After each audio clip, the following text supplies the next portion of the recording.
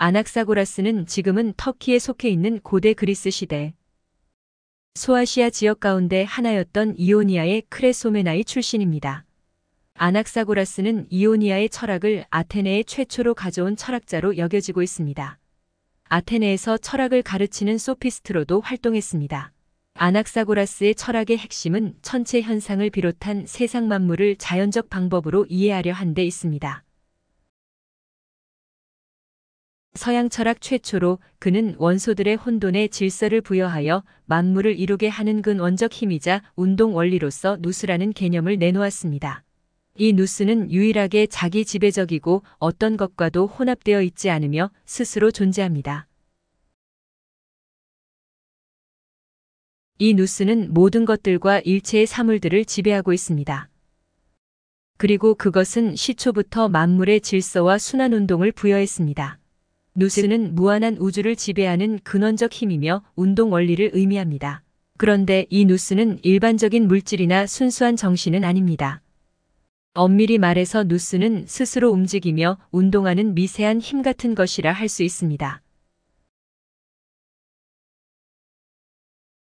아낙사고라스는 천체와 여러 자연 현상에 대해 관찰에 입각한 설명을 시도하였는데 예를 들어 태양은 펠로폰네소스보다 더 큰 불타는 덩어리라고 하였고 달이 빛을 내는 것은 태양빛이 반사된 것이라고 설명했습니다. 아낙사고라스의 자연현상에 대한 설명은 신의 존재를 부정하는 불경죄로 여겼고 결국 아낙사고라스는 추방되었습니다.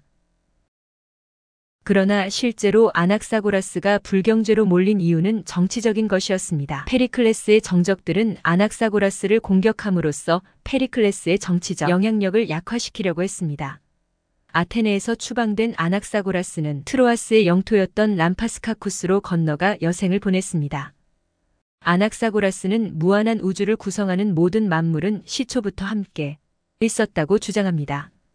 이는 만물이 하나로부터 나왔다는 것을 뜻합니다. 또 생성 소멸, 즉 무로부터의 생성과 존재로부터의 소멸을 부정하고 대신에 이미 존재하고 있는 무한한 다수의 것들로부터의 결합과 분리에 의한 생성과 소멸을 말함으로써 파르메니데스와 엠페도클레스의 철학을 종합했습니다. 특히 아낙사고라스는 만물엔 각자 그것을 이루는 종자 즉 스페르마타가 있다고 생각했습니다. 바위의 종자에서 바위가 생기고 사람의 종자에서 사람이 생긴다고 본 것입니다. 한편 이 종자들 역시 물체를 이루는 모든 요소들을 가지고 있다고 보았는데 예를 들어 물의 종자에는 물뿐만 아니라 불, 흙, 공기와 같은 것들을 이루는 요소가 모두 있지만 그 가운데 물의 성질을 나타내는 요소들이 가장 많기에 물이 된다고 보았습니다. 아낙사고라스는 이와 같은 본질적으로 동일한 요소들이 조합을 달리하여 물질이 되고 운동하기 위해서는 정신의 작용이 필요하다고 보았고 이러한 작용을 하는 누스가 우주의 혼돈을 바로잡아 질서를 이룬다고 보았습니다. 아리스토텔레스의 설명에 의하면 모든 것은 존재하는 것에서 생기지만 가능적으로는 존재하며 현실적으로는 존재하지 않는 것에서 생겨난다고 합니다. 따라서 존재하는 종자, 즉 스페르마타로부터 현실적으로 존재하는 것들을 만들며 이들의 질서와 조화를 부여하는 것이 바로 누스입니다. 엠페도클레스는 이것들을 사랑과 증오를 통해서 순환 속에서 생기는 것으로 표현했습니다. 그런 점에서 아낙사고라스가 말한 종자 혹은 씨앗을 의미하는 스페르마타는 엠페도클레스의 리조마타에 해당합니다. 엠페도클레스는 흙, 물, 불, 공기의 네 원소를 말했는데 아낙사고라스는 원소가 무수하다고 했습니다. 즉 우리가 보는 모든 성질적 현상의 배후에 그것들과 동수의 스페르마타가 있다고 했습니다. 그러면서도 그런 스페르마타는 질적 차이가 있으나 서로 공존하는 것으로 보았습니다. 훗날 심플리오키스는 전하기를 모든 사물은 함께 있었고 수적으로도 작음에서도 무한했다. 작다는 것 역시 한정이 없었기 때문이다. 또한 모든 것이 함께 있으므로 그것들 중 어떤 것도 작음으로 인해 분명하게 식별되지 않았다. 왜냐하면 공기와 에테르 둘 다 무한하게 있어서 그것들이 모든 것을 장악하고 있었기 때문이다.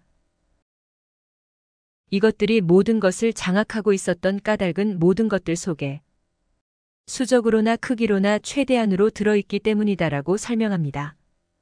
데모크리토스와 현대 물리학의 원자론을 빌려 표현하자면 무수히 많은 차이를 갖는 미립자들이 존재하며 이들의 질서와 조화를 부여하는 누수의 작용, 즉 힘과 운동, 에너지의 자연 법칙을 통해서 사물들을 생성해냅니다. 이를테면 우주에는 아주 작은 씨앗이 수없이 흩어져 있으며 그것들이 조합되어 생명을 비롯한 만물이 태어난다고 한 아낙사고라스의 말도 이에 해당합니다. 플라톤이 전하는 바에 의하면 스스로 다스리는 자이며 그것은 어떤 것과도 섞여 있지 않고 모든 것들을 관통함으로써 모든 사물들에게 질서를 부여합니다. 이렇게 해서 음식물이 우리의 모발, 피부, 피로 되듯이 음식물 중에는 우리의 신체로 될 수 있는 요소가 포함되어 있는 것이며 대지와 물이 식물, 잎, 가지로 되듯이 대지와 물 속에서 식물로 되는 요소가 포함되어 있습니다. 엠페도클레스는 사랑과 증오의 원리로서 결합과 분리를 풀이하였지만 아낙사고라스는 모든 스페르마타의 질서와 운동을 주는 것으로 누스를 생각해냈습니다. 누스는 존재하는 것들의 운동의 근원이며 또한 누스는 감정적인 애증이 아니라 합리적인 힘입니다.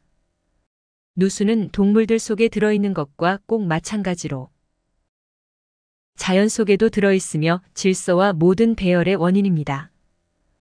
또 누스는 정신이지만 그것은 현대적 의미에서 비물질적인 것도 물질적인 것도 아니면서 아주 미세해서 스스로 움직이며 또 타자를 움직이게 하는 것이었습니다.